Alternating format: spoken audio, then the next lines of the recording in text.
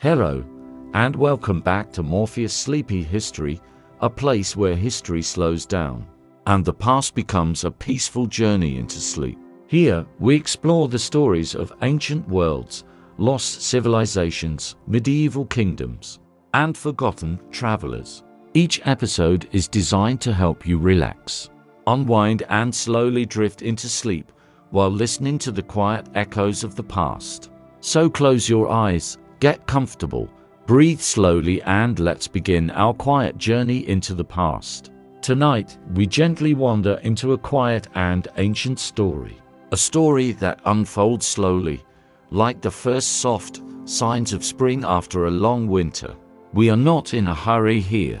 There is nowhere to go, nothing to solve, nothing to remember, only to listen and perhaps to drift. Tonight we explore the distant origins of Easter. Not the bright wrappers of chocolate eggs, not the cheerful decorations in shop windows, but something older, quieter, and far more ancient. A time long before churches, long before bells rang across stone villages, long before the word Easter meant what it does today. We travel back to a world shaped by seasons, a world where winter was not just cold, but heavy, long, and uncertain, and where spring was not just pleasant, but necessary. Imagine now a landscape at the very edge of winter. The snow is beginning to melt, not all at once, but slowly, quietly, and almost reluctantly. Small streams of water trickle through frozen ground, forming thin, wandering paths between patches of old snow. The air is still cold, but softer than before. It carries a dampness now, the scent of earth waking up. If you listen closely, there is a silence, but not an empty one. It is the silence of change. Beneath your feet the ground is dark and wet. The soil, once frozen solid, has begun to loosen, and from within it something is stirring. Not yet visible, not yet fully alive, but preparing. In the forests the first tiny flowers begin to appear. Small, pale, almost fragile.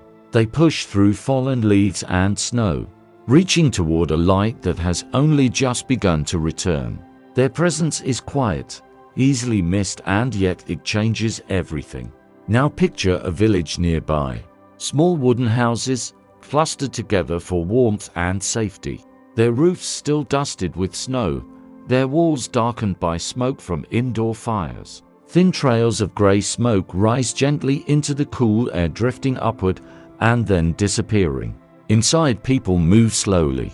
They have endured the long winter, the dark mornings, the early nights, the careful rationing of food. Life has been quieter and more cautious. And now they wait, not with excitement, not yet, but with a kind of deep, patient hope. Outside, the days are growing longer, just a little more light each evening, just a little earlier each morning. The sun lingers, as if remembering something it had almost forgotten. And the villagers notice. Of course they do. They always have. For them this change is not small. It is everything. In these ancient times, people did not separate themselves from nature. They lived within it. They depended on it. The turning of the seasons shaped their lives, their food, their survival. And so the arrival of spring was not just a change in weather. It was a return of life itself. Long before Easter became a Christian celebration, long before stories of resurrection were told in churches, people already marked this time of year. They watched the snow melt. They felt the earth soften. They saw animals emerge, plants grow, light return. And they understood in their own quiet way that something powerful was happening.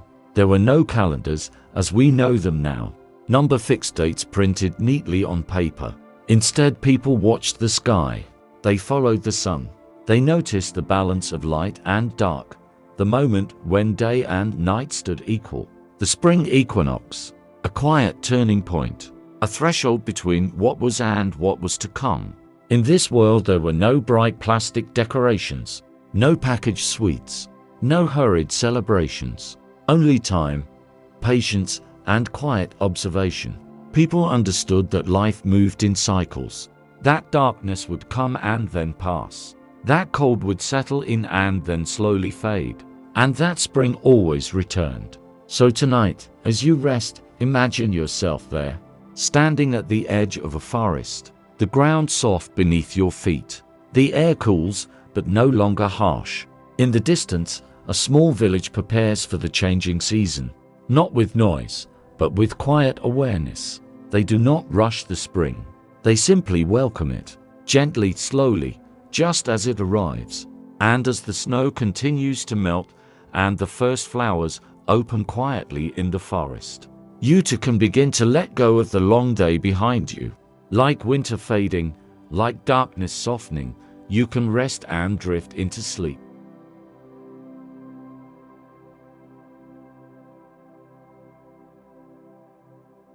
Let us continue slowly and gently into an older world. A world before churches stood at the center of villages, before bells marked the passing hours, before written calendars guided the rhythm of life. We move now into ancient Europe, a land shaped not by clocks or schedules, but by the quiet, powerful turning of the seasons. Imagine the depth of winter in this world. The days are short, and the nights feel long and endless. The sun rises late, casting a pale, distant light across the land, and disappears again far too soon. Cold settles into everything. It clings to the ground, hardening the soil. It seeps into wooden walls and simple shelters. It lingers in the air, sharp and still. Snow covers fields and paths, softening the landscape, but also hiding it, making movement slower, more careful.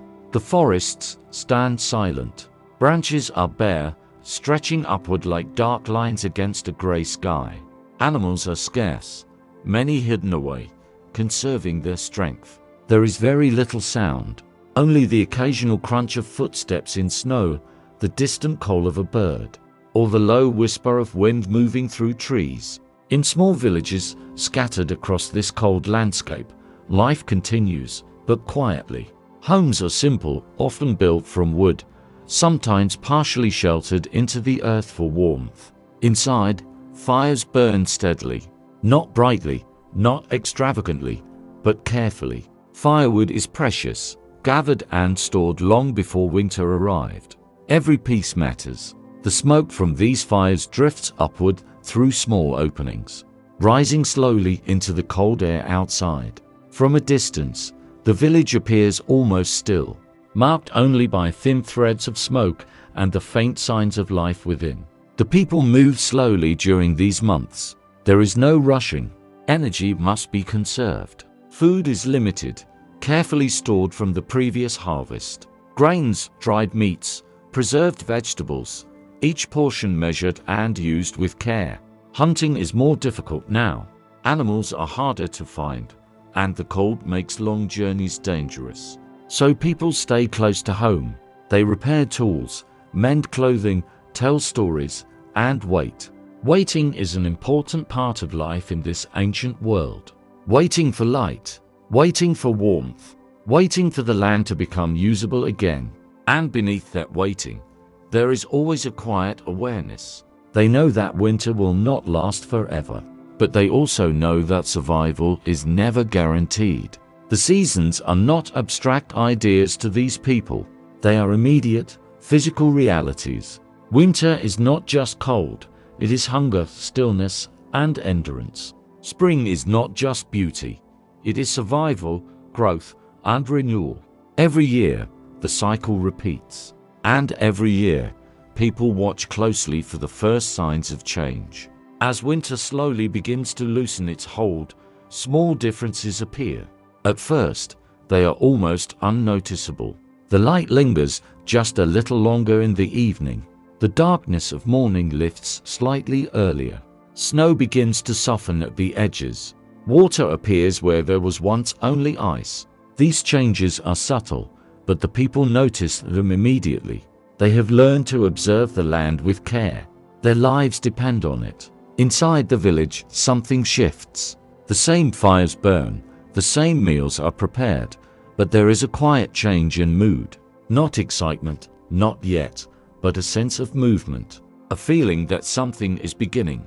When the snow melts enough to reveal the ground, the true work begins again. Fields that have been untouched for months must be prepared. The soil, once frozen solid, is now heavy and damp. It must be turned, broken apart, and made ready for planting. This is not easy work. The earth resists at first.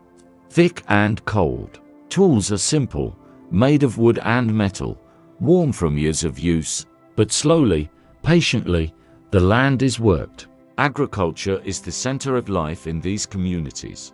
Everything depends on it. If the crops grow well, there is enough food for the year ahead. If they fail, the consequences are severe. So every step is taken with care. Seeds are chosen carefully, saved from previous harvests. They are planted at the right time, not too early, not too late. The people watch the weather, the soil, the sky. They rely on knowledge passed down through generations. There is no certainty in this work, only experience, observation, and hope. As the days continue to lengthen, the land begins to respond. Grass returns, slowly covering the earth in soft green. Trees begin to show small buds, barely visible at first. Animals emerge, thin but alive, moving carefully through the landscape. Birdsong returns, quiet at first, then growing stronger. Each of these signs is important. Each one is noticed. The spring equinox becomes a natural point of attention. Though they may not name it in the way we do today, people understand this moment. The balance of light and darkness. A turning point. After this, the days will grow longer, the light stronger, the warmth more certain. For ancient Europeans, this balance carries meaning. It is not just an observation of the sky. It is a signal, a reassurance that the long darkness of winter has passed its peak. That life is returning. In the village, daily routines begin to change. People spend more time outside. The air, though still cool, is no longer harsh. Work in the fields increases. There is a sense of purpose, steady and calm. Smoke still rises from wooden houses, but now doors open more often. Voices can be heard more clearly. Children step outside, exploring the changing landscape. Paths that were once buried under snow become visible again. Despite the hard work, there is a quiet appreciation in these moments. Not expressed loudly, not celebrated with grand displays, but felt deeply. The return of spring is something to be grateful for. This connection to the land shapes not only daily life, but also belief. People begin to see patterns. They notice how life disappears and returns, how darkness gives way to light, how the earth, which seemed lifeless, begins again to produce growth. These observations slowly become stories, not written down, but spoken, shared from one generation to the next. Stories that explain the world in ways that feel meaningful and true. Stories about the forces behind the seasons, about unseen powers guiding the cycles of life. Before organized religion spreads across Europe, these beliefs are closely tied to nature. There are no large institutions, no formal doctrines. Instead, there is a deep respect for the natural world, for the land, the sky, the changing seasons. Spring, in particular, becomes a time of quiet importance. It represents more than warmth or growth. It represents continuation, the chance to begin again. As people work the fields, plant seeds, and prepare for the months ahead, they carry this understanding with them. They know that what they do now will shape their future, that the small seeds placed into the soil will, with time and care, become something larger. And so, life in ancient Europe moves forward. Not quickly, not dramatically, but steadily, guided by the land, the seasons, and the quiet rhythms of nature. The long winter fades into memory. The village becomes more active. The forests begin to fill with life. And everywhere, there is a sense of quiet renewal. This is the world from which later traditions will grow. A world where spring is not just a season, but a turning point. A moment of relief, of hope, of careful preparation. And as you imagine this place, this slow and steady life, you may begin to feel its rhythm. The calm repetition of days, the gentle change of light, the quiet certainty that, no matter how long the winter, spring will always return. Like the people of this ancient world, you can rest in that rhythm. Nothing is rushed. Nothing is forced. Everything unfolds in its own time. And as the land softens, and the light grows, and life begins again, you can let your thoughts slow. You can follow that same gentle cycle, from activity into stillness, from awareness into rest.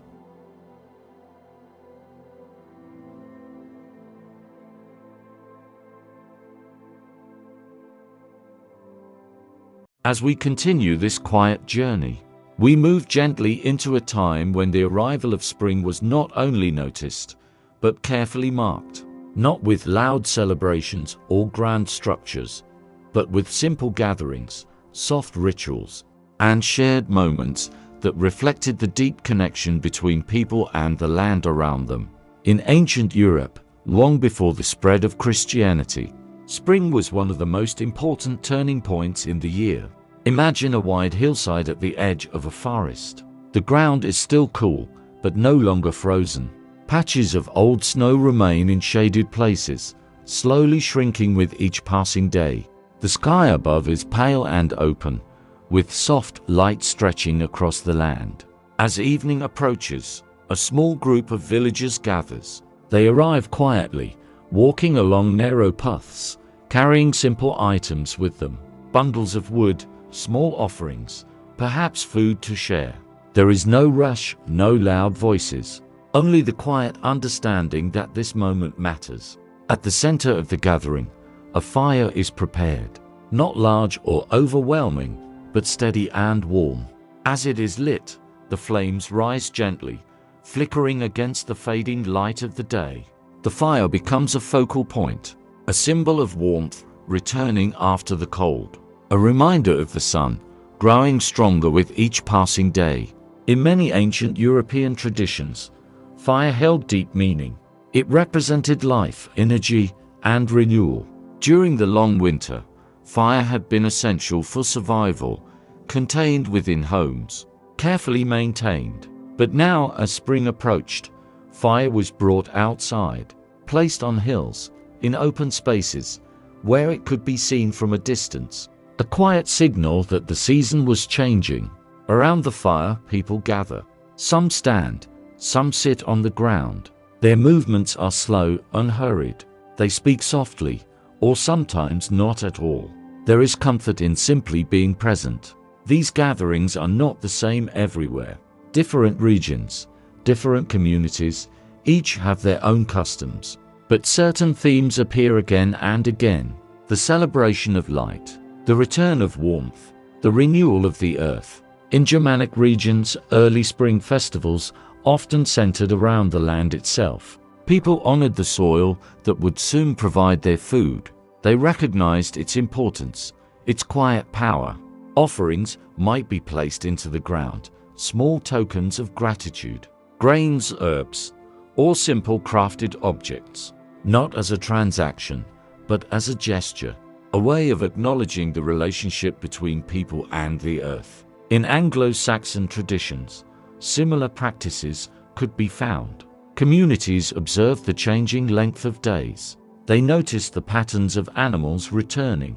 They paid attention to the budding of trees, the first signs of growth in the fields. These natural events were not separate from daily life. They were part of it. And so, the festivals that developed were closely tied to these observations. There were no fixed dates in the way we think of them now. Instead, timing was guided by the land itself. When the snow melted, when the soil softened, when the light reached a certain balance. These were the signals. During these early spring gatherings, movement often became part of the ritual. Not energetic or chaotic movement, but slow, rhythmic motion. People might walk in circles around the fire. They might sway gently or step in simple patterns. These movements reflected the cycles they observed in nature, the turning of seasons, the repetition of life. Music, if present, was simple, soft drum beats, the sound of wind instruments, voices low and steady. Nothing overwhelming, just enough to create a sense of unity. Bonfires on hills became a common image across many parts of Europe. From a distance, they could be seen glowing softly against the darkening sky, each fire representing a small community, each one marking the same quiet transition. In some places, these fires were believed to have protective qualities, their light and warmth symbolically pushing back the remnants of winter, encouraging growth, safety, and renewal. People might pass near the fire, or even walk between two smaller fires, as part of a gentle ritual. Not in fear, but in trust. Offerings were another important part of these festivals, given not out of obligation, but as a form of respect. Food might be left at the edge of a field, small objects placed near trees or stones. These acts reflected a belief that the world was alive in ways not always visible, that there were forces or spirits connected to the land, and that acknowledging them helped maintain balance. In forests, the atmosphere of these gatherings felt different, more enclosed, more intimate. Tall trees surrounded the participants, their branches beginning to show signs of life. The ground was soft with leaves and new growth. Light filtered through slowly, creating shifting patterns on the earth. Here, rituals might feel quieter still, more focused on listening than speaking, on observing rather than acting. Across early European cultures, fertility was a central theme of spring, not only in the sense of human life, but in the broader sense of growth and abundance. Healthy crops, strong animals, a successful season ahead. These hopes were woven into the rituals. Symbols of fertility began to appear, not always in obvious ways, but present nonetheless. Shapes, patterns, and objects that represented life beginning again. These symbols were not separate from daily life. They were part of it, understood without needing explanation. Communities understood that their survival depended on the success of the coming months, and so, these festivals carried a quiet seriousness beneath their calm surface.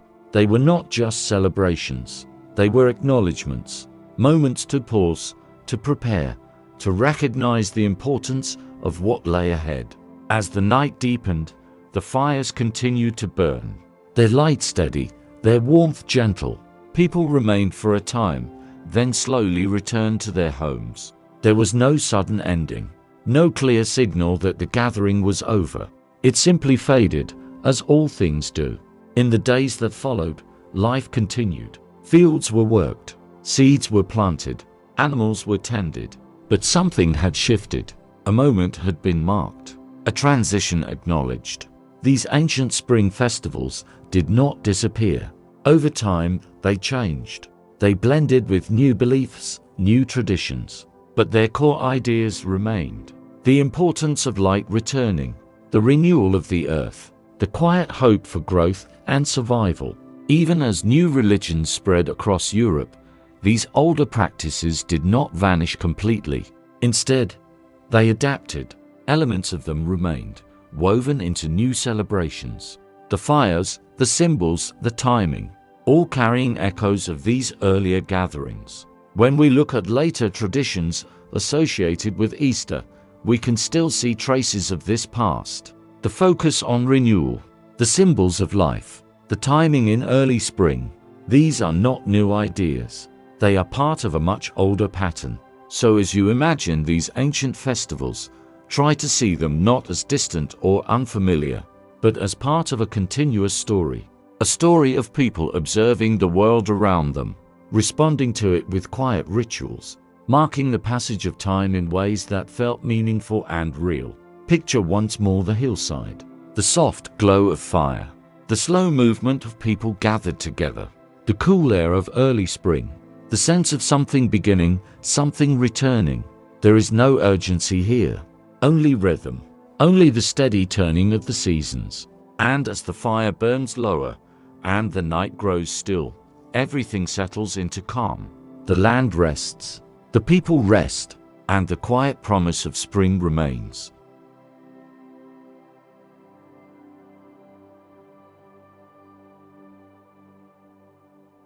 As we continue this slow and quiet journey, we arrive at one of the most mysterious and softly remembered figures connected to the origins of Easter, a name that appears only briefly in history and yet has echoed across centuries.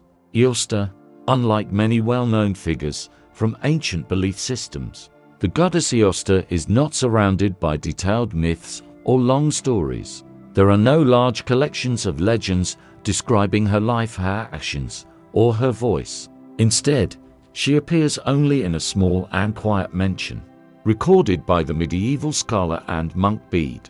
In his writings, he described the customs of early Anglo-Saxon people, and within those observations, he noted a springtime festival connected to a goddess named Eostre. That is where her story, as we know it, begins, and, in many ways, where it remains. This absence of detail creates a certain stillness around her. She is not defined by long narratives or dramatic events. Instead, she exists more like the early signs of spring itself, quiet, subtle, and open to interpretation. According to Bede, the month in which this festival took place was called Eostre, named after this goddess, a time associated with the return of light, the renewal of the land, and the gentle transition from winter into spring. Over time, as Christianity spread and new traditions formed, this name remained. It gradually became associated with the celebration that would later be known as Easter. Eostre, then, is often understood as a figure connected to dawn, to the first light of morning, to the gradual brightening of the sky after darkness. This connection feels natural when placed within the context of spring. Just as dawn follows night, spring follows winter. Both represent a movement from darkness into light, from stillness into activity. Imagine standing at the edge of a field in early spring, just before sunrise. The air is cool and quiet. The ground is soft beneath your feet, still holding the memory of winter. The sky begins to shift, slowly changing from deep blue into pale gray, then into soft shades of gold. Light spreads gently across the land, not suddenly, not forcefully, but with calm certainty. This moment, this transition, reflects the kind of presence often associated with Eostre. She is not imagined as a distant or overwhelming figure. There are no towering temples built in her honor, no grand monuments. Instead, her presence is thought to be woven into the natural world, into the light of early morning, into the opening of flowers, into the quiet return of life. In this way, Eostre represents more than a single figure. She becomes a symbol of transition, of beginnings, of the soft, steady movement toward growth and renewal. As with many ancient beliefs, symbols play an important role. And two of the most enduring symbols connected to Eostre are the hare and the egg. Both simple, both deeply tied to the idea of life emerging. The hare, often seen in fields and forests, is known for its quick movements and quiet presence. In early spring, hares become more visible. They move through the landscape with energy, appearing and disappearing among grasses and trees. Their behavior, their alertness, their ability to reproduce quickly, all contribute to their association with fertility and life. In some later folklore, hares are described as unusual creatures, not entirely ordinary. There are stories that suggest they move between worlds, or that they carry messages from unseen places. These ideas are not fixed or universal, but they add to the sense of mystery that surrounds them. Because of this, the hare becomes more than just an animal. It becomes a symbol, a quiet representation of life returning, of movement after stillness, of the unseen becoming visible again. The egg, too, carries deep meaning, simple in form, yet filled with potential. Within its shell is the possibility of life, not yet realized, but present, waiting. Across many cultures, eggs have been used as symbols of fertility, renewal, and creation. They appear in rituals, in offerings, in simple seasonal practices. Their smooth surface, their contained form, reflects the idea of beginnings. When connected to Eostre, these symbols feel natural. They do not require explanation.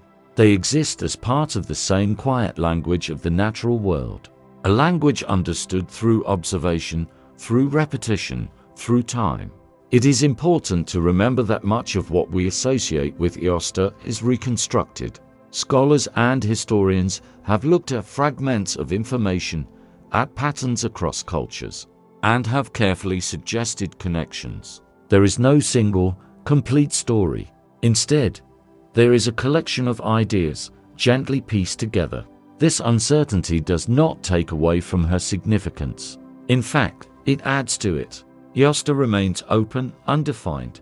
Like the early morning light she is often associated with. As Christianity spread across Europe, many older traditions did not disappear entirely.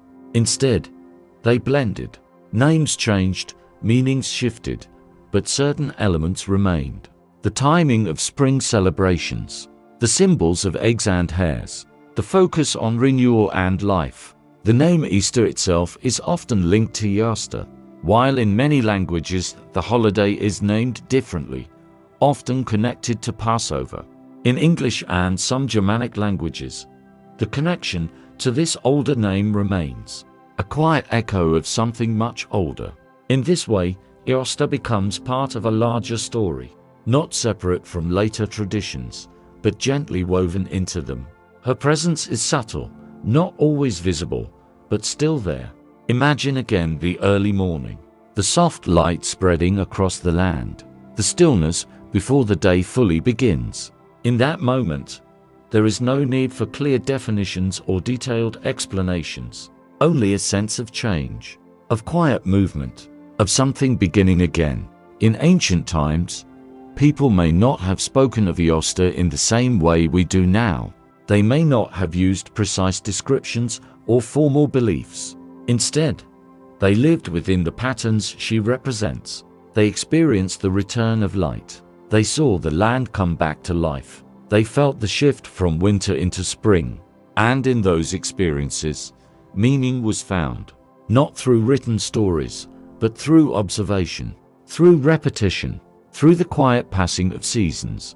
As we reflect on Eostre, it is helpful to let go of the need for certainty, to allow her to remain what she is, a gentle presence, a symbol of dawn, a reflection of spring itself. There is something calming in this, something steady, the idea that not everything needs to be fully explained, that some things can simply be felt. The early light of morning does not rush. It does not demand attention.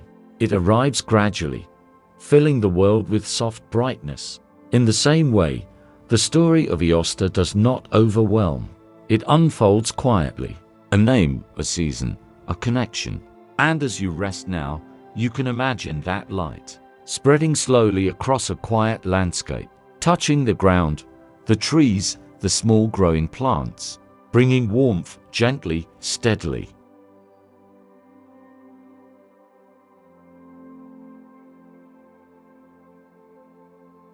As we continue this calm and steady journey, we arrive at one of the simplest and most enduring symbols connected to spring, the egg. Small, quiet, and easily overlooked, yet filled with meaning that stretches far back into ancient times, long before it became part of modern Easter traditions. The egg was already understood as something special, not because of decoration or celebration, but because of what it represents. Life waiting. Imagine holding an egg in your hand. It is smooth, light, and still. Nothing about it seems active or alive. And yet, inside, there is potential, a beginning that has not yet unfolded, a quiet promise of something to come. For ancient people living close to the rhythms of nature, this idea would have felt familiar. They saw the same pattern everywhere. Seeds placed into the soil, invisible at first, then slowly growing. Animals giving birth after long winters. The land itself appearing lifeless, then returning to color and movement. The egg became a natural symbol for all of this, a small, physical reflection of a much larger cycle. Across Europe, eggs were often connected to fertility and renewal. Not only human fertility, but the broader idea of life continuing, crops growing, animals multiplying, communities surviving and expanding. In early spring, when food supplies were still limited, eggs also had a practical importance. As birds began to lay again after the winter months, eggs became one of the first fresh foods available. This made them even more closely tied to the season. They were not only symbolic, but real signs that life was returning. In some ancient European traditions, eggs were included in simple seasonal rituals. They might be placed in fields, left as offerings to the earth, not as a demand for something in return, but as a gesture of respect, a way of acknowledging the connection between people and the land that sustained them. In Slavic regions, eggs held a particularly strong symbolic role. They were sometimes decorated with patterns, using natural dyes made from plants, roots, and minerals. These designs were not random. They often carried meaning, representing the sun, growth, protection, or the continuity of life. The process of decorating eggs was slow and careful. It required patience. Each line, each color, applied with intention. There was no need to hurry. The act itself was part of the meaning. In other parts of the ancient world, similar ideas appeared. In Persia, during spring celebrations that marked the new year, eggs were used as symbols of new life. They were sometimes colored and displayed, representing renewal and the balance of nature. In ancient Rome, eggs were also associated with beginnings. They were included in meals and sometimes used in rituals connected to fertility and agriculture. The idea remained consistent. The egg represented potential, growth, and the continuation of life. What is striking is how this symbol appears in so many places, across different cultures and traditions. Without direct connection, people came to similar understandings. They observed the natural world, they noticed patterns, and they found meaning in them. The egg does not need explanation. Its form, its purpose, its quiet presence all speak for themselves. It contains life, yet reveals nothing immediately. It is both simple and profound. As spring approached each year, eggs became part of the seasonal rhythm, collected, shared, sometimes given as small gifts. Not extravagant, not symbolic in a loud or obvious way, but meaningful nonetheless. Giving an egg could represent goodwill, a quiet wish for health, for growth, for a successful season ahead. It was a small gesture, but one that carried weight. Over time, as traditions evolved and cultures changed, these practices continued.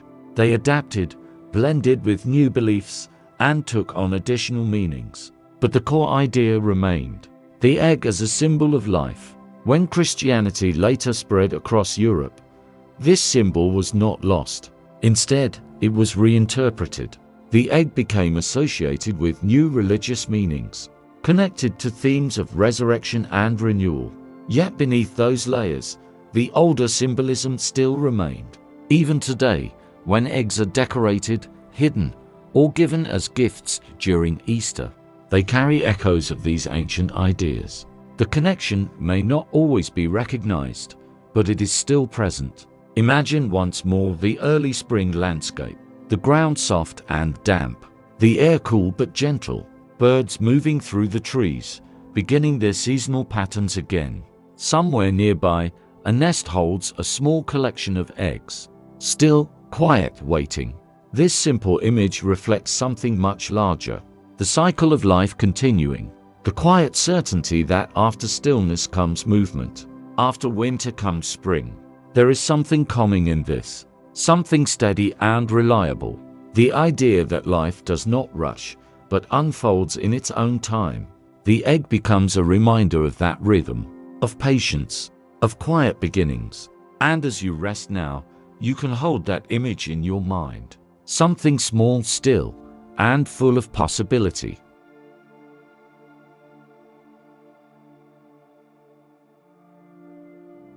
As we continue this calm journey through the quiet origins of Easter, we arrive at another familiar figure, the rabbit, or more precisely, the hare, which appears more often in ancient traditions.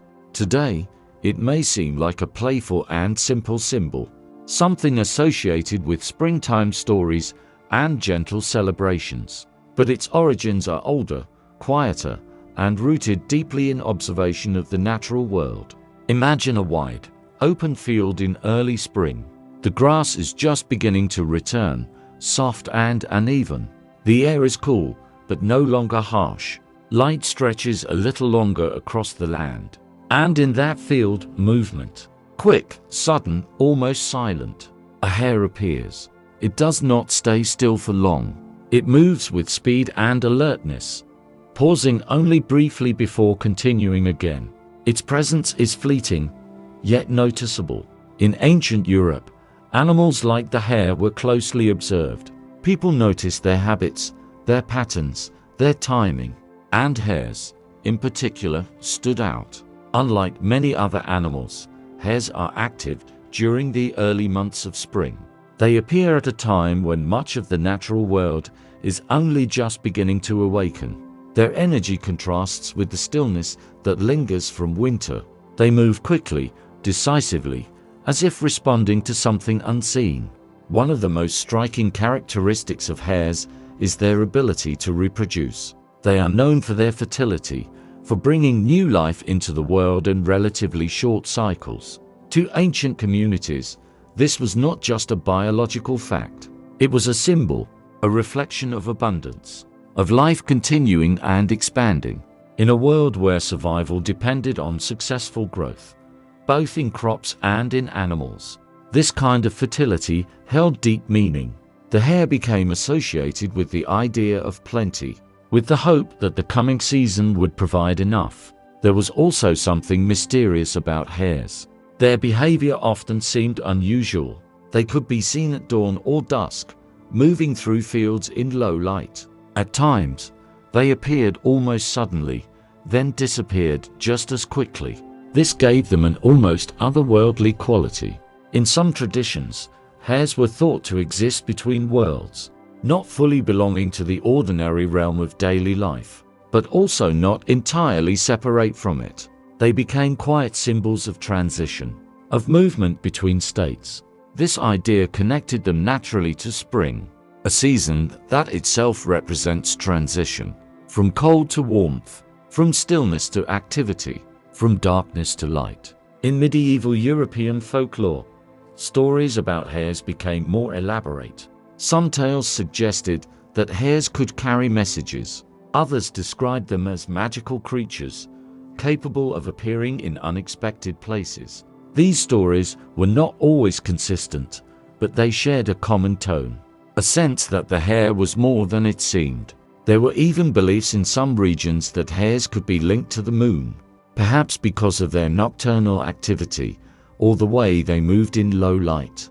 The moon itself has long been associated with cycles, with change, with repetition, just like the seasons. Over time, these layers of meaning continued to build. The hare became a symbol not only of fertility, but of rhythm, of cycles, of quiet transformation. As spring festivals developed across Europe, it was natural for such a symbol to become part of them, not in a formal or organized way, but gradually, through stories, through shared understanding, through repeated observation. The connection between hares and eggs, though less clear in early traditions, likely grew over time as both symbols became linked to the same ideas: life, fertility, renewal. Eventually, in later folklore, especially in Germanic regions, stories began to appear about a hare that brought eggs, a gentle, almost playful idea, an animal associated with life, delivering another symbol of life. This figure would, much later, evolve into what is now known as the Easter Bunny. But in its earliest forms, it was not a commercial or decorative character. It was part of a much older symbolic language, a way of expressing something that people had long understood: that spring brings life, that the world renews itself, that after stillness, there is movement again. Imagine once more that quiet field, the soft light of early morning or late evening, The air still, the ground just beginning to warm. A hare moves across the landscape. Quick, silent, focused. It pauses for a moment, ears alert, then continues on its path. There is no need to follow it, no need to understand it completely. It is simply part of the world, part of the season. Like the egg, like the returning light, the hare becomes a quiet symbol, not explained in words, but understood through presence. And as time passes, and traditions shift, and meanings evolve, this symbol remains. Changed in form, perhaps. Simplified, perhaps.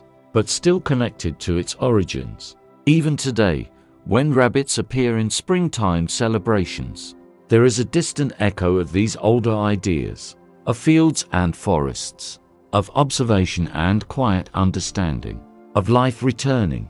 There is something calming in this continuity, something steady. The idea that even as the world changes, certain patterns remain.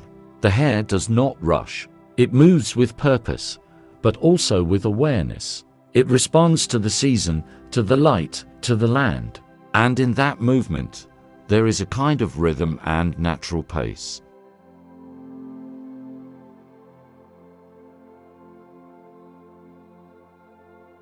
As we continue this slow and gentle journey, the landscape begins to change.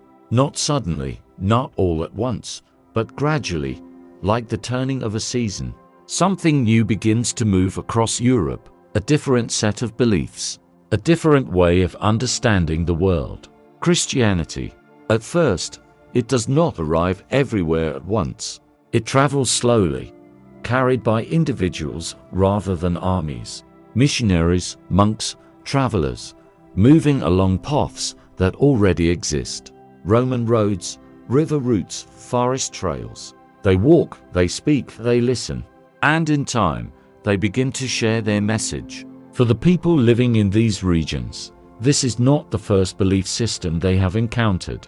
Their understanding of the world is already shaped by nature, by cycles of seasons, by local traditions, by stories passed down through generations. So when Christianity arrives, it does not enter an empty space.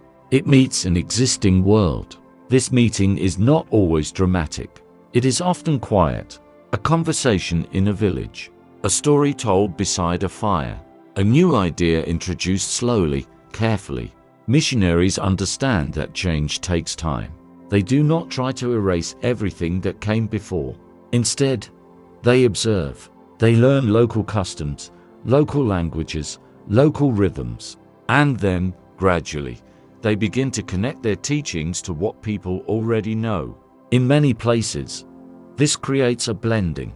Old traditions do not disappear overnight. They remain, but they begin to shift. Their meanings change. Their forms adapt.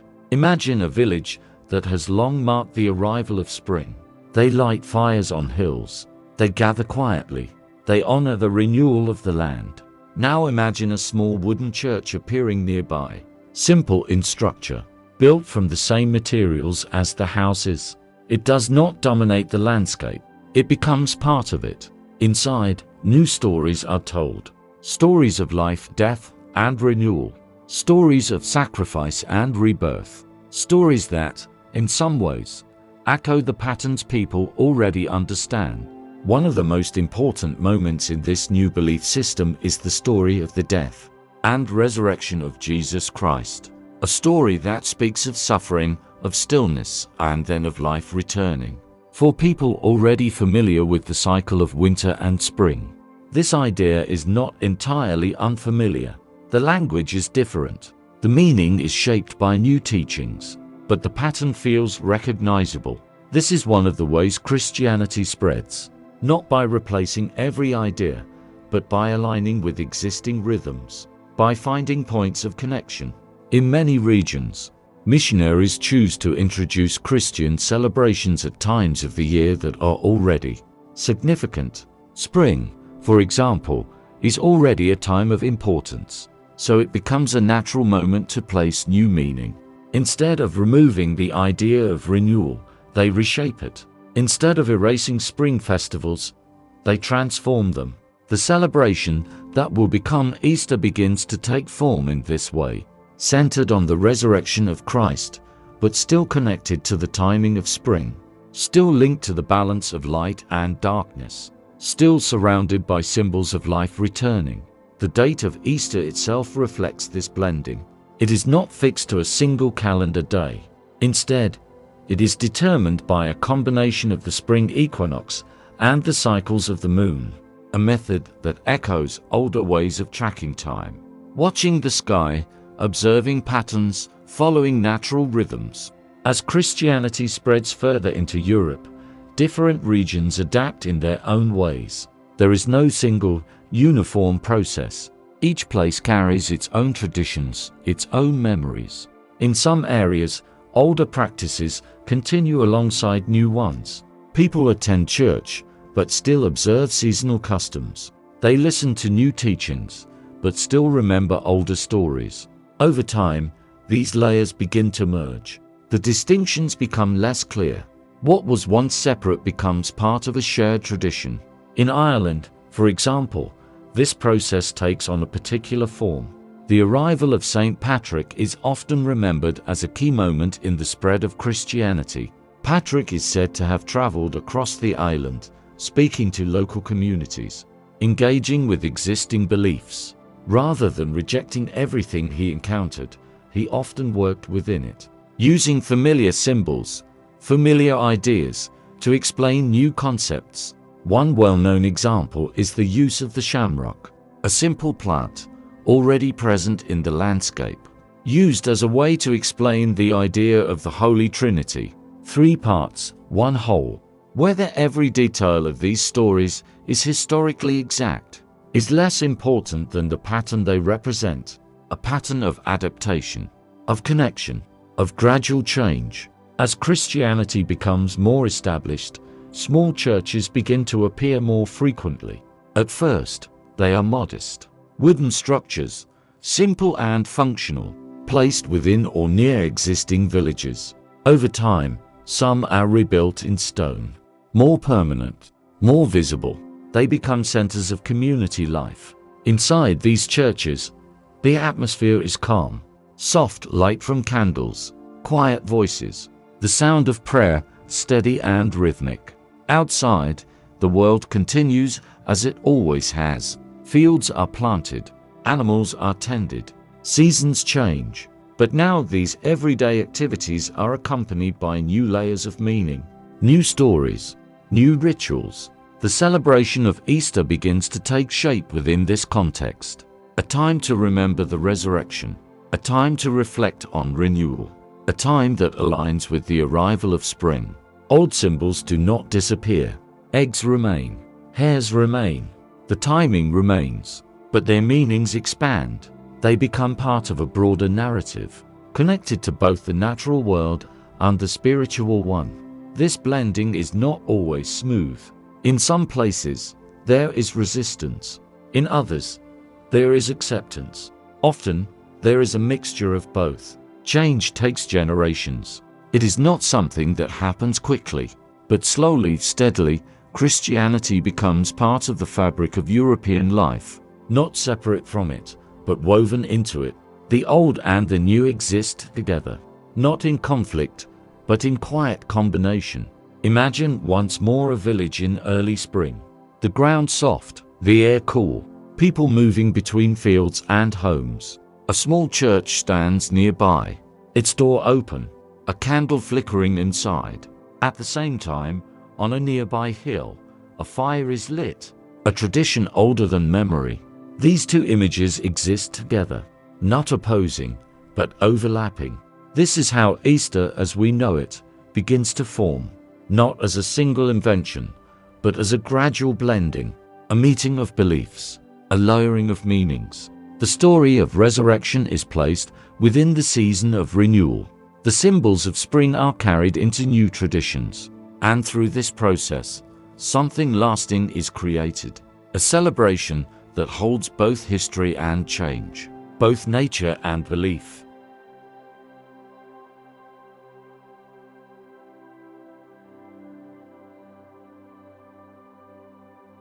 At the center of Easter, as it is known today, is the story of the resurrection of Jesus Christ, a story that became one of the most important elements of early Christianity. According to Christian teachings, Jesus was crucified, put to death, and placed in a tomb. For a time, there was stillness, a pause, a moment of quiet between what had happened and what was to come. Imagine a city in the ancient world.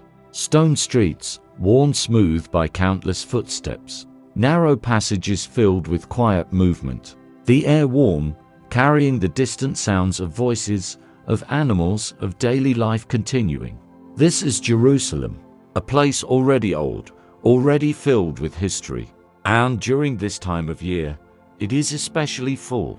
People have gathered for the festival of Passover. They arrive from nearby regions and distant lands, bringing with them traditions, expectations, and quiet anticipation. Among them is Jesus Christ. He enters the city not as a ruler or a soldier, but simply walking, surrounded by followers.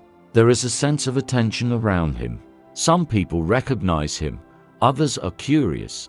There is no single reaction, only a mixture of quiet interest, hope, and uncertainty.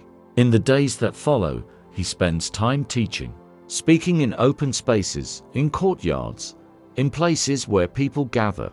His words are calm, but they carry weight. He speaks about compassion, about forgiveness, about a different way of understanding the world. At the same time, there is tension, not always visible, but present. Different groups within the city respond in different ways. Some listen, some question, some grow uneasy.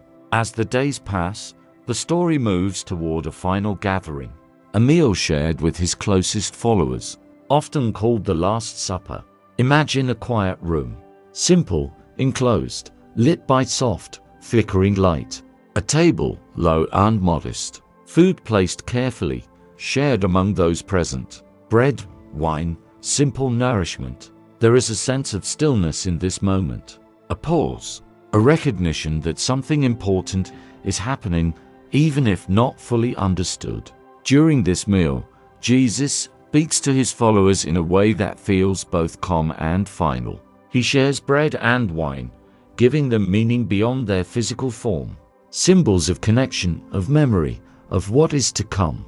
After the meal, the group moves out into the night. The air is cooler now, the city quieter. They walk to a place outside the main streets. A garden, olive trees growing in quiet rows. The ground uneven, the space still. Here, the atmosphere changes. There is a weight to the moment, a sense of deep reflection. Jesus spends time alone in this place, in thought, in stillness. The night stretches around him, quiet and unmoving. Soon after, the calm is broken. A group arrives, not loudly, but with purpose. There is no confusion about why they have come. He is taken, not with resistance, not with struggle, simply taken. From here, the story moves through a series of events. Questions asked, accusations made, voices raised, decisions forming. The details vary in how they are remembered, but the direction is clear. The path leads toward judgment. Eventually, a decision is reached, one that leads to crucifixion, a method of execution used at that time. Public, visible, meant to send a message. Imagine a hill outside the city, the sky open above, the ground bare, marked by footsteps. The atmosphere is heavy, not chaotic, but serious, a moment that feels final. Jesus is placed upon the cross. Time passes slowly. The light shifts in the sky. Voices rise and fall, then quiet again. There is a stillness that settles over the scene, a sense that something significant is ending. Eventually, his life comes to an end. The moment is quiet, not dramatic, but final.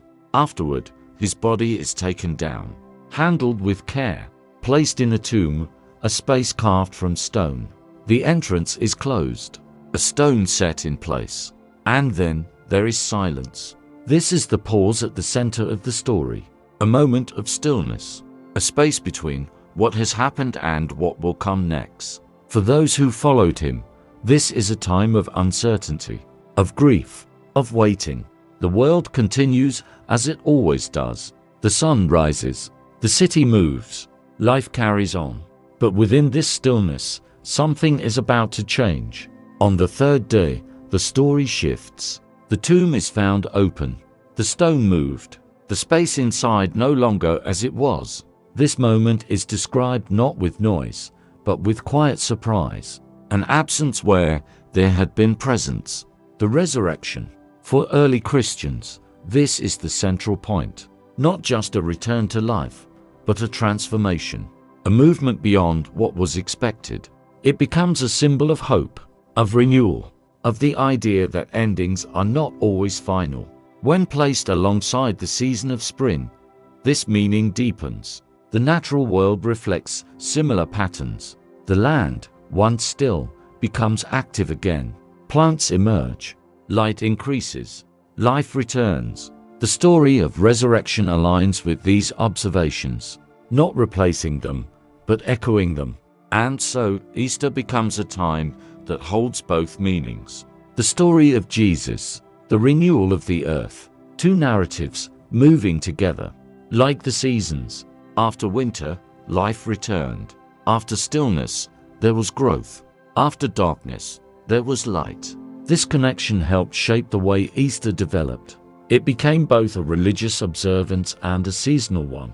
But the exact timing of Easter was not immediately fixed. Early Christian communities did not all celebrate it in the same way. Different regions followed different calendars. Some marked it in connection with Passover.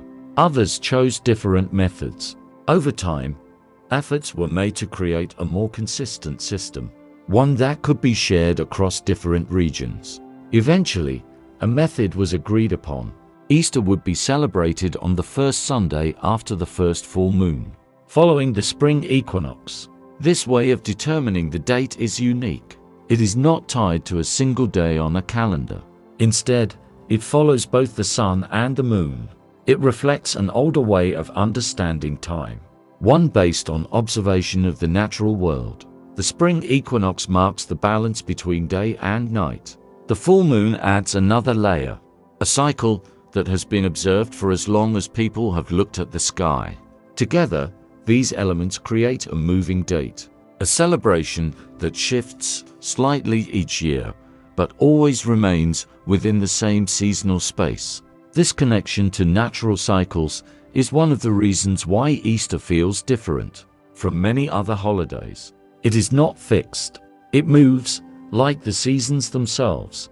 As the structure of Easter became more defined, other elements continued to develop alongside it. Some came directly from Christian teachings. Others came from older traditions. The period leading up to Easter became known as Lent, a time of preparation, of reflection, of simplicity. During Lent, people would often fast or reduce their food intake. This practice had both spiritual and practical roots. At the end of winter, food supplies were often limited. Eating less was sometimes a necessity. When Easter finally arrived, it marked the end of this period. A return to fuller meals, a moment of release. Feasting became part of the celebration, not in excess, but in appreciation. Food that had been set aside or avoided was now shared. Eggs, in particular, became closely associated with this moment. During Lent, in some traditions, eggs were not eaten. So by the time Easter came, they were plentiful. This created a natural connection. Eggs, already symbols of life and renewal, became part of the celebration. They were cooked, shared, sometimes decorated. Over time, the practice of decorating eggs became more elaborate. Colors were added. Patterns developed. Different regions created their own styles. Yet even as these decorations became more detailed, the meaning remained simple. The egg as a symbol of life. The hare, too, continued to appear in evolving traditions, especially in parts of Europe where earlier folklore had already given it symbolic meaning. In time, stories began to form about a hare that would bring eggs to children. a gentle, imaginative idea, one that combined two ancient symbols into a new tradition. This figure, over centuries, would become the Easter Bunny, but at its core, it remained connected to older ideas of fertility and renewal. Church celebrations during Easter also developed. They became more structured, more formal. Services were held to mark the different stages of the story, from the solemn remembrance of the crucifixion to the joyful recognition of the resurrection. Candles played an important role. Light used as a symbol of life returning, of darkness being lifted. The atmosphere inside churches during this time was often calm and reflective. Soft light, quiet voices, a sense of transition. Outside, the natural world continued its own process. Trees growing leaves, flowers opening, animals becoming more active. This parallel between the natural and the spiritual became one of the defining features of Easter. Two different ways of understanding renewal, existing side by side. In many places, older customs remained part of the celebration. Games involving eggs, simple outdoor gatherings, seasonal foods. These elements were not seen as separate from the religious meaning. Instead, they became part of a larger whole. Easter, as it formed, was not a replacement of the past. It was an adaptation, a blending. Over centuries, this blending became stable, recognizable, passed down from one generation to the next. Different regions still maintained their own variations, their own small differences, but the core elements remained. The story of resurrection, the timing in spring, the symbols of eggs and hares, all connected, all layered.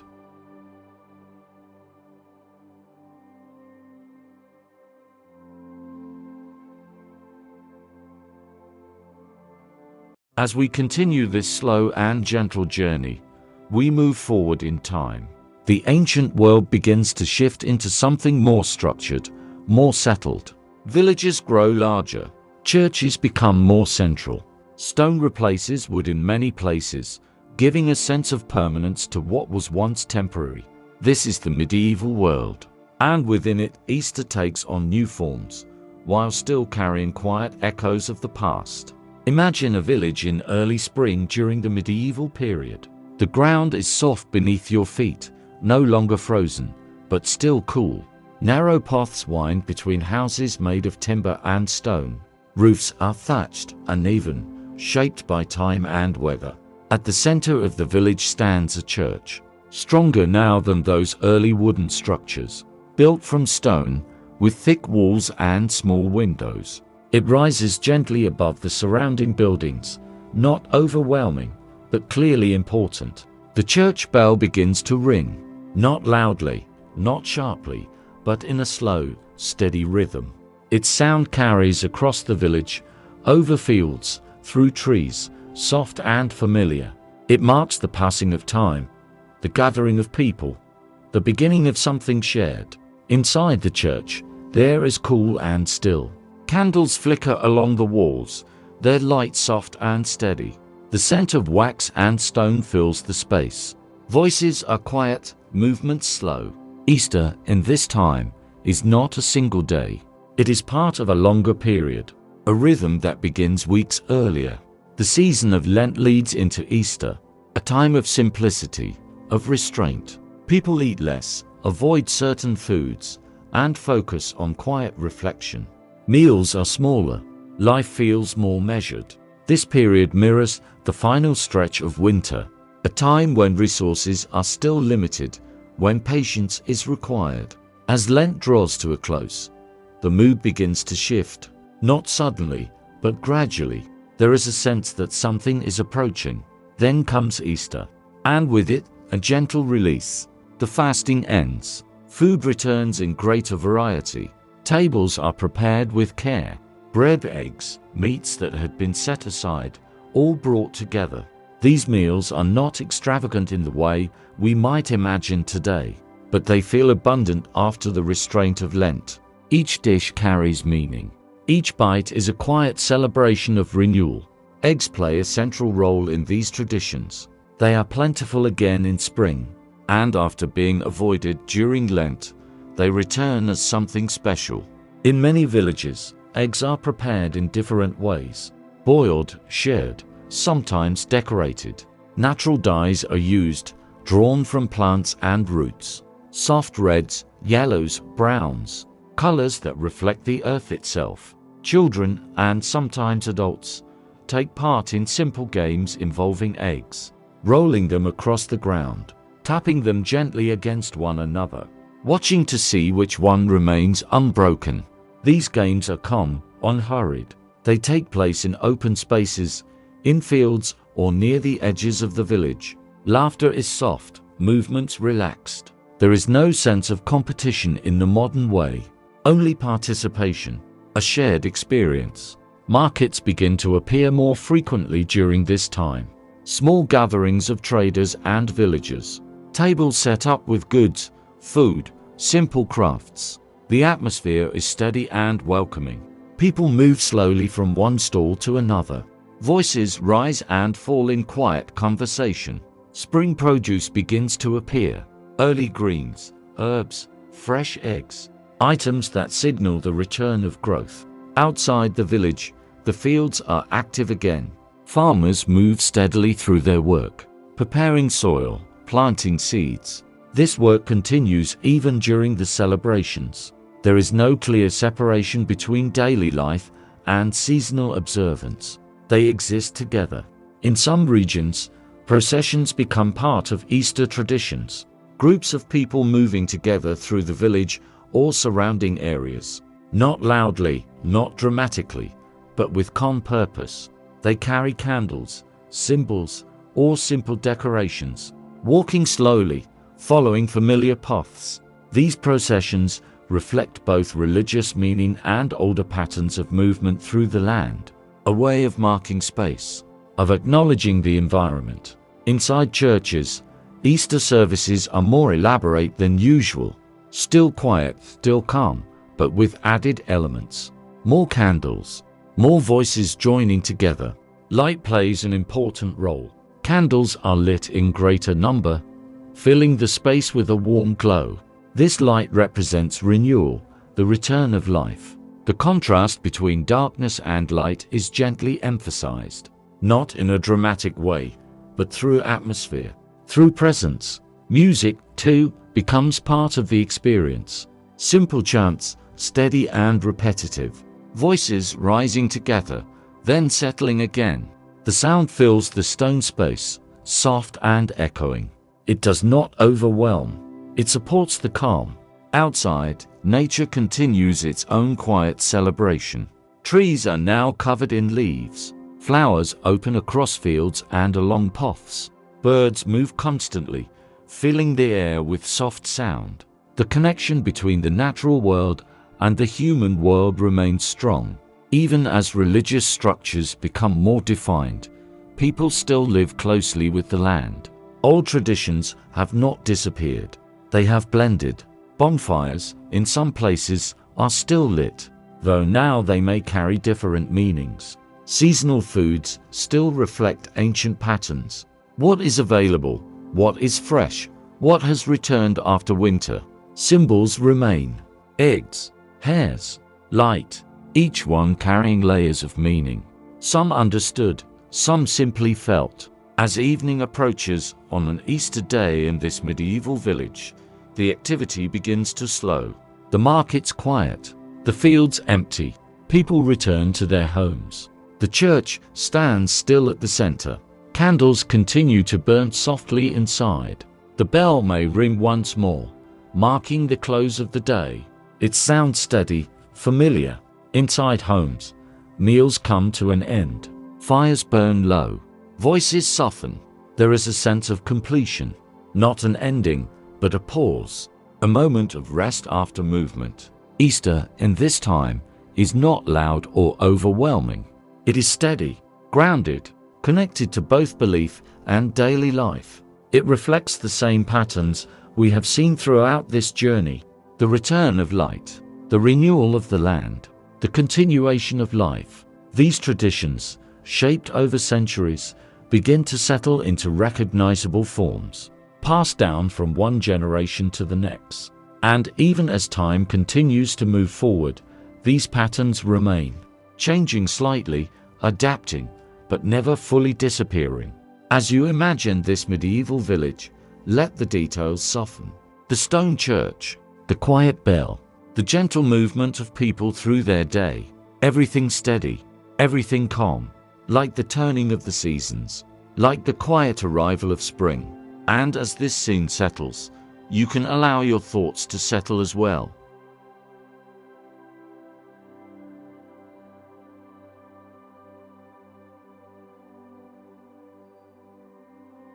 As we gently move into the present day, the world begins to feel more familiar. Cities replace villages. Electric lights replace candles in many places. Clocks and calendars guide daily life. And yet, beneath all of this change, the rhythm of Easter remains. Still tied to spring, still connected to renewal, still carrying both ancient echoes and deeply rooted religious meaning. Today, Easter is celebrated in different ways across the world. But two of the most enduring and structured traditions come from the Catholic Church and the Eastern Orthodox Church. Both share the same central story, the death and resurrection of Jesus Christ. But the way they observe this moment unfolds with its own pace, atmosphere, and quiet beauty. Let us begin with the Catholic tradition.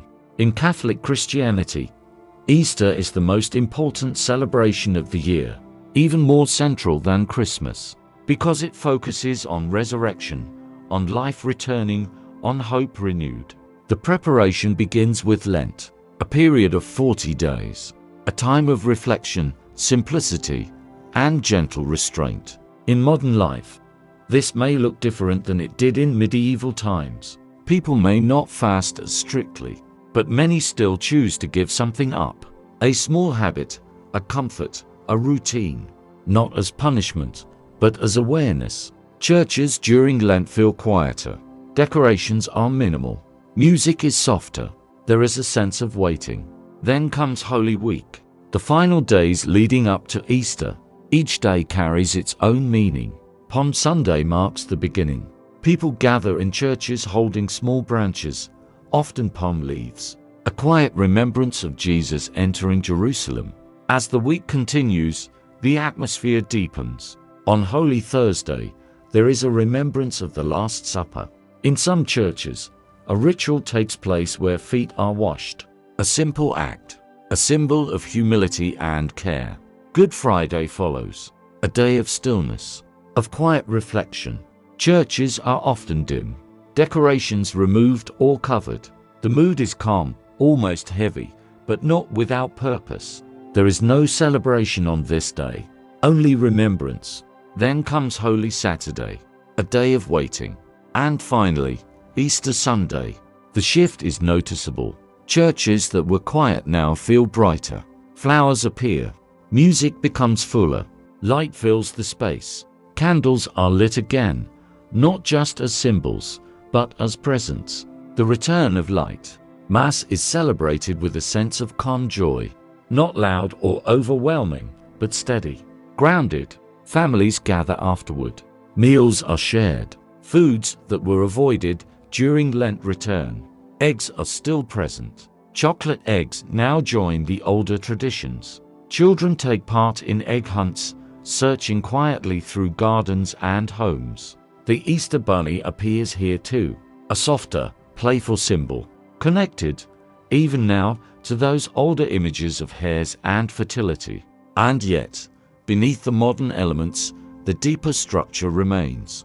The movement from restraint to celebration, from darkness to light. Now, let us move gently into the Orthodox tradition. In the Eastern Orthodox Church, Easter is known as Pascha or Velykten, and it is celebrated with a depth of ritual that feels both ancient and continuous. The calendar itself is different. Orthodox Easter is often celebrated later than Catholic Easter. This is because it follows the Julian calendar rather than the Gregorian one. But the rhythm is similar. Preparation begins with Great Lent. This period is often observed more strictly. Fasting includes not only less food, but specific types of food, meat, dairy, and sometimes oil are avoided. Meals become simpler. Life becomes quieter. Church services increase during this time, not in a demanding way, but as a steady presence. As Pascha approaches, the atmosphere becomes more intense, but still calm. Holy Week in Orthodox tradition is deeply structured. Each day includes specific services, specific readings, specific tones. The churches themselves feel different. Icons line the walls, images of saints, of stories, of moments from the past. Candles are everywhere, soft light reflecting on gold and color. On Good Friday, the atmosphere becomes especially still. A symbolic representation of Christ's body is placed within the church. Surrounded by flowers, people move quietly around it. Some bow, some stand in silence. There is no rush, only presence. Then comes Holy Saturday night, one of the most important moments. The church is dark, almost completely. People gather, holding unlit candles, waiting. At midnight, a single light appears, passed from one candle to another. Slowly, gently, the darkness begins to fade. Not all at once, but gradually. The priest announces the resurrection. Calm, steady, clear. And in that moment, the entire space shifts. Light fills the church. Voices rise, not loudly, but fully. A sense of completion. People greet one another with simple words. Christ is risen. And the response, He is risen indeed. After this, the fast ends. Food is shared, often including eggs dyed deep red, a symbol of life, but also of sacrifice and renewal. There are also special breads, carefully prepared, round, rich, marked with patterns. Meals are not rushed. They are part of the celebration. Families gather. Communities reconnect. Even in modern cities, this rhythm continues. Cars may pass outside. Phones may exist. The world may feel fast. But inside the church, time feels different. Slower, steadier. Both Catholic and Orthodox traditions carry something similar. A movement through stages. Preparation, stillness, transition, renewal. Modern Easter also includes many cultural layers. Public holidays, family gatherings, decorations. In many places, it marks the beginning of spring in a broader sense. A time for travel, for rest, for being outdoors again. And yet, beneath all of this, the older patterns remain. The timing near the equinox, the symbols of eggs, the presence of light, even the idea of gathering, of pausing, of marking a moment in time. All of these connect back through history, through medieval villages, through ancient festivals, through quiet observations of the natural world. Easter today is not just one thing. It is many layers, a religious celebration, a seasonal marker, a cultural tradition. Each person may experience it differently, some through faith, some through family, some simply through the changing season. But the core feeling remains familiar, the sense that something has shifted, that the darker, quieter months have passed, that light is returning. Imagine now a modern morning, sunlight entering through a window, soft, steady. Somewhere, a church bell rings, not loudly, just enough to be heard. People begin their day, slowly, some preparing for church, some preparing meals, some simply enjoying the quiet. Outside, the world is alive again. Trees in leaf, flowers open, air gentle and moving. Inside, there is warmth, connection, stillness. Easter, even now, carries that same quiet rhythm. Not forced, not rushed. A movement from one state into another, from winter into spring, from reflection into renewal, rest and calmness.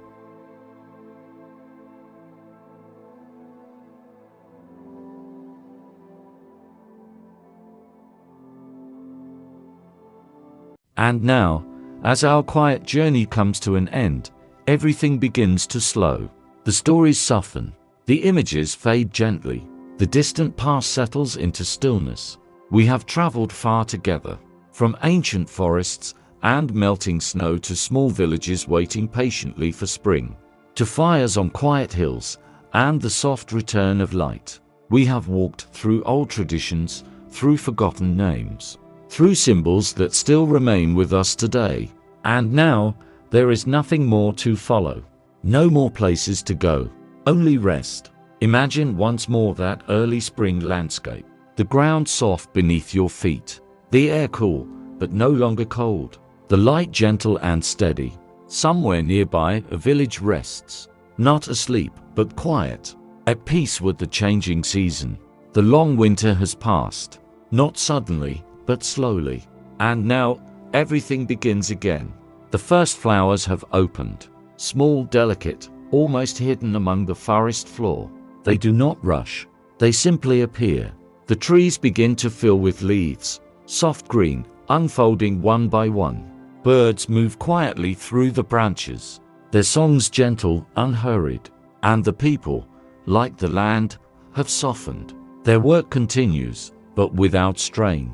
Their movement steady, their voices calm. You can now rest in that feeling, that nothing needs to be done, nothing needs to be solved.